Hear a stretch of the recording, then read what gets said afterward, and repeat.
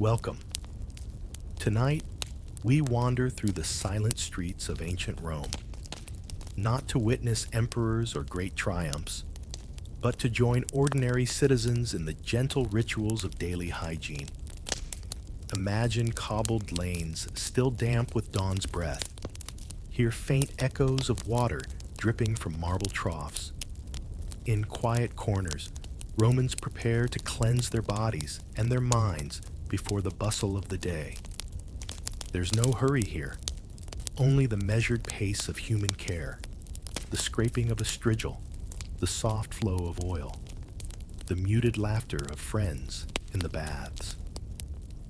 Over the next 30 minutes, we will visit communal latrines, step into the sequence of bath chambers, feel the warmth of steamy vapors, and linger on the simple conversations that once soothed Roman souls. Let us begin this journey of touch, water, and whispered words. Before daylight ever reaches the bustling forum, some Romans have already gathered in the public latrines. Long benches of smooth stone, each seat carved with care. Picture a low-roofed hall, pillars half submerged in shadow, torches flickering along the walls. Beneath your feet, channels of gently flowing water carry away refuse, their steady murmur the only sound besides hushed footfalls. Men and women, though usually in separate rooms, sit side by side on the cool marble, backs leaning against low partitions. There is no urgency here. Conversation drifts. A merchant speaks softly of last night's cargo. A baker muses on the perfect crust. A mother smiles as she recounts her child's first words. Occasional laughter ripples through the hall. Brief, shared, human. At your side, a small sponge on a wooden stick waits in a basin of water. After use, it is rinsed and replaced, ready again. The air bears a faint scent of laurel and cedar, aromatic oils sprinkled by caretakers to ease discomfort. Here, Romans do more than answer nature's call. They renew bonds of community, share news, and begin their day cleansed in body and comforted in spirit. Entering the baths, leaving the latrines behind, we stroll toward a domed bathhouse, its brickwork glowing pale in the morning light. Through an arched entrance, between columns of Carrara marble, we arrive in the apoditerium, the changing room. Benches line the walls. Niches hold cubbyholes for garments. An attendant takes your tunic and sandals, placing them carefully in a wooden basket. You step forward barefoot onto a mosaic floor. Tiny tiles depicting fish and dolphins, their forms softened by centuries of footsteps. A faint draft carries the scent of heated stone from deeper within. Renaissance frescoes will come centuries later, but even now, modest paintings of river nymphs and tritons decorate the vaulted ceiling in muted earth tones. There is no crowding. The number of bathers is measured so everyone has space to breathe, to prepare. You sit for a moment on a chilly bench, inhaling the aroma of olive oil and charcoal, and feel anticipation for the warmth ahead. The tepidarium, the warm room. Beyond the apoditerium lies the tepidarium, warmed by hidden furnaces beneath the floor. As you enter, a soft, enveloping heat embraces you, neither stifling nor chill, like gentle midday sun on a calm sea. Stone benches curve along the walls. Basins of lukewarm water stand ready. You dip your hand in, feeling mild warmth ripple through your fingers. Nearby, another bather slowly massages oil into her shoulders. Unhurried, methodical. The room is designed for comfort. High vaulted ceilings let heat rise. Wall niches cradle oil jars and strigils. Small groups recline, leaning back upon folded cloth pillows. Conversation is rare. When it comes, it whispers, a question about one's health, a comment on the weather, a hope for safe travel on the Tiber. Light is diffuse, filtered through high windows. Steam drifts lazily across the chamber, carrying the scent of bay leaves and rosemary. The caldarium, the hot room.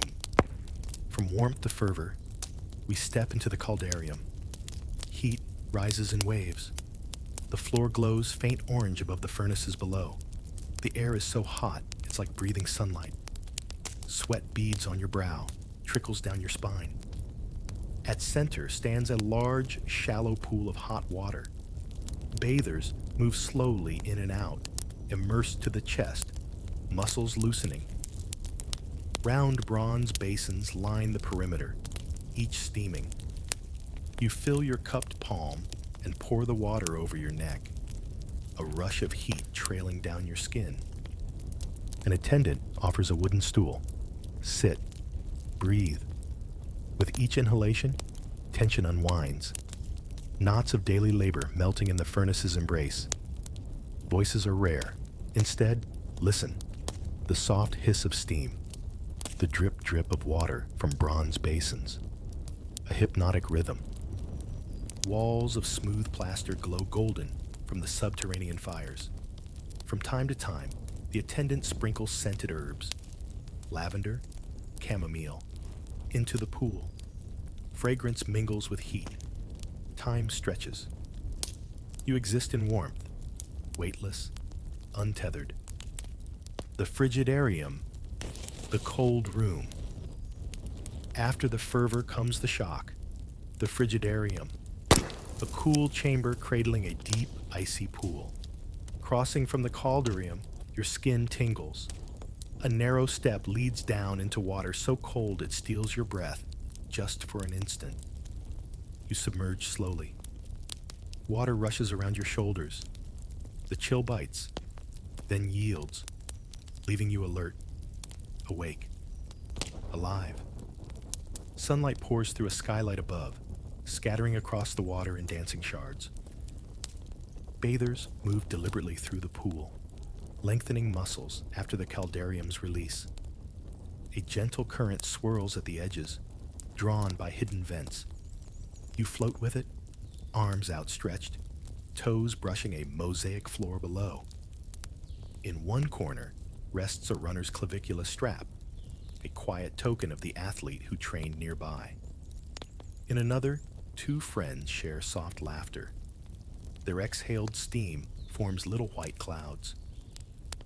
This sharp dance of hot and cold cleanses body and mind, leaving clarity and calm. Oils and the strigil. Exiting the frigidarium, skin tightened and bright, you return to a small chamber where jars of scented oils rest on marble stands. Rich olive infused with herbs, lighter blends spiced with myrrh. A bath attendant offers a ceramic cup. Pour a little into your palm, warm it between your fingers. Spread it slowly across arms, shoulders, chest. The oil glides, silky, filling pores with moisture and fragrance. Now the strigil, a curved metal scraper.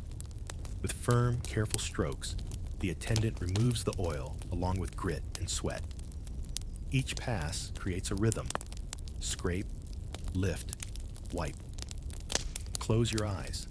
Listen to the soft scratch of metal on skin, mingling with the distant drip of water. When finished, rinse beneath a gentle stream from a bronze spout. Final drops fall like soft rain, carrying away the day, leaving skin clean, nourished, renewed. Social small talk. Fully cleansed, you re-enter the tepidarium for a last, lingering moment of respite, where social life in the baths truly unfolds. By a shallow basin, two elderly senators recline on cushions, discussing the harvest in northern Africa, olive yields, the price of grain, the latest word from Carthage. Their voices are low, respectful, gestures minimal, as if too much movement might disturb the room's peace. Nearby, A young matron adjusts her hairpins before a polished bronze mirror. Her friend offers a discreet compliment. Pulchra es hodie. You look lovely today. The matron smiles. The expression crosses centuries unchanged. On a raised bench, artisans trade news. A mosaicist boasts of imported tiles from Alexandria. A potter shares a technique learned from Greek workshops. A glassblower jokes. Has the bath's humidity ever tempted him to try blowing glass right here? Gentle laughter threads through the warm air.